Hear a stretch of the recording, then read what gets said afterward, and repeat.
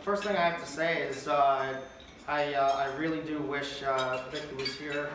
Vicky, I love you, and we all definitely miss you tonight. I clearly remember looking at my fall schedule before my sophomore year at UD started. I was one single credit away from the minimum amount I needed to be considered a full-time student that semester. Moreover, my Tuesdays were wide open after my history of rock class ended at 11:30 a.m. So I filtered my course search to accommodate the empty space on my schedule. Throughout the dozens of one-credit course options, I found two that interested me: classical guitar and inclusive activity seminar, which was taught by Dr. Stephen Goodwin and Vicky George. And I'll be honest, the only reason I took that class, I did not take the classical guitar course, is because it started at 12:30 p.m. and I really enjoyed eating lunch at 1 o'clock. Later I would find out that classical guitar class had an instructor who looked kind of down on rock guitar players. I play rock music. And rock guitar players, like myself, a lot of the time never took lessons. We all play the wrong way. Apparently the instructor was very strict on what we needed to play and how we played it. That would have been a problem for me because the first day I heard Van Halen was also the first day I wanted to start learning how to play guitar. So ultimately, the guitar class would have proven to be the wrong choice. August 26, 2014 was the day I met Vicky George. I walked down to the basement of Old College Hall to find about 14 female students, one male student, and 3 friendly teachers that I would soon learn to be Dr. Stephen Goodwin, Dr. Christopher Knight, and of course, Vicky George. As a side note, throughout the year, I developed this theory that said that Vicky only invited females to that class so she could seek out her personal assistants, living assistants, and I don't know if that's true or false, but it's probably true. Selfish Vicky. To tell the class one of the most inspiring stories I've heard to this day. You've probably heard her story like 30 or 40 times by now, so I'm not going to repeat it. But if you have never heard her story before, I am still not going to share it right now. What I can tell you is that I learned a lot about who Vicky George really was that day.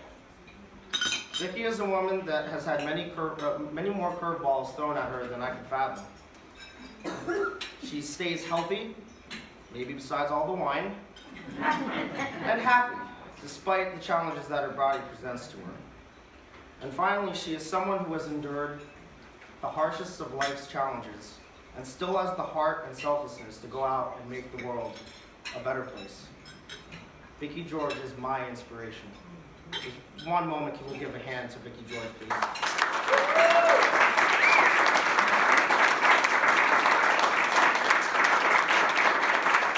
Inclusive Activity Seminar ended with me introducing myself to Vicky in the lobby of Old College Hall, and I told her how inspired I was by her life story and how much I was looking forward to that class that semester. In the class, pairs of students in our class were to be matched up with a Yes You Can participant. In order to receive credit for that course, students needed to meet up with that participant once a week and assist them with their exercise. Before the second class of the semester started, Vicky pulled me aside and asked me if I would assist her with her workouts once a week in lieu of working with a Yes You Can participant. That made me nervous, knowing that I would have to do things that the other students didn't have to do, such as full body transfers and heavy weight spotting. Yet I agreed to do it, and I was very excited. Actually, I can remember almost feeling the hook in my back as I was walking back to my seat. She was reeling me into the Do Things for Vicky George trap. And I am still on that trap today with no end in sight. Spotting her on the leg press machine took a lot of strength, and being 2 years retired from sports, I was not in top shape at all. Not to mention the machine at UD was a very difficult one to spot someone on. It took a few tries to get used to everything, transferring her from chair to leg press, the process of keeping her legs straight as she does her reps, the exact order of things I needed to do in order to set her up. I kid you not. God forbid you put her earbuds in before the gloves go on. A different story. So I could not believe what I was seeing every single week. Someone who could not walk, could not lift up her leg, could not even wiggle her toes, was somehow spitting out over 100 reps at 80 pounds on the leg press machine. A miracle if I have ever seen one. On the day the inclusive activity seminar ended, Vicki asked me if I would continue working out with her. Really? The lessons I learned in that class were important. They were well presented, and the information was both interesting and eye-opening. However, the opportunity to work out with Vicki and later become her friend was the biggest gift I got from adding that one-credit course to my schedule that fall. It has now been over 5 years that I have been assisting Vicki in her workouts, and I enjoy every bit of it. What I found over the years is Vicki's response to music during her exercise. Throughout my college days, she used Pandora radio station and a cheap set of headphones. Sometimes the radio station would play songs she didn't like at all, and sometimes the headphones would fall off. Every time she wasn't connected to the music, the quality of her workout suffered. If anyone here knows about it, it's my left arm. Because every time that Pandora station went on a commercial break, she stopped exercising, my left arm was left to hold up her body weight and the machine from crashing back down. For Christmas 2018, Vicki received a year-long subscription to Spotify. For those of you who do not know, Spotify is a music streaming app on your phone that allows you to listen to any song in the world and create playlists out of those songs, all with no commercial breaks. It was full of songs she enjoyed exercising to, by artists such as Pitbull, Rihanna, One Republic, Pitbull, Lady Gaga, Pitbull, Black Eyed Peas, and Shawn Mendes, and Pitbull. In 2018, Vicki's workout log was very impressive. Most of her sessions involved sets of about 150 reps on the leg press at a time.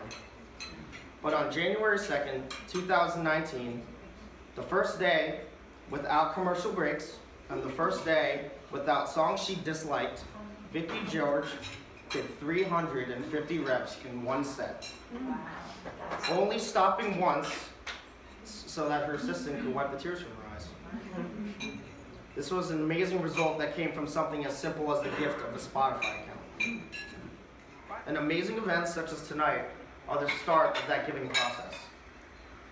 Everyone on the planet needs each other. While one person needs the gift of financial planning, someone else needs the gift of medicine. While one person needs the gift of learning, someone else needs the gift of breathing. While one person needs the gift of happiness, someone else needs the gift of movement. The Gift of Movement dinner is a fantastic start, but it does not end here. There is always more to be done. If there is one thing that I would like to leave you with tonight, it is give the gift. Please attend more Yes You Can events in the future. Help people move. Help people exercise. Donate. Continue to make the world a better place. Purchase the Spotify account. Thank you very much. Thank you very much.